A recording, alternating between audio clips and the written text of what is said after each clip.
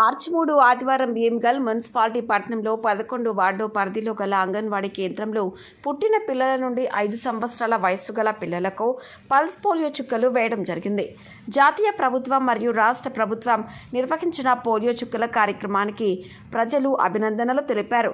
3వ వార్డు, 4వ వార్డు మరియు 11వ వార్డుల నుండి సుమారుగా 200 మంది పిల్లలకు పోలియో చుక్కలు వేయడం జరిగిందని కేంద్రం ఇన్ఛార్జ్ అంగన్వాడీ టీచర్ ఉషారాణి తెలిపారు.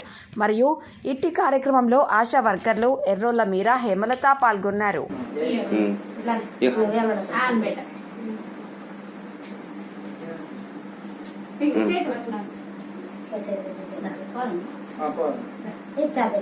పాపకు కూడా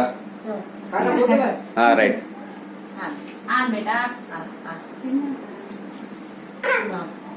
చేతి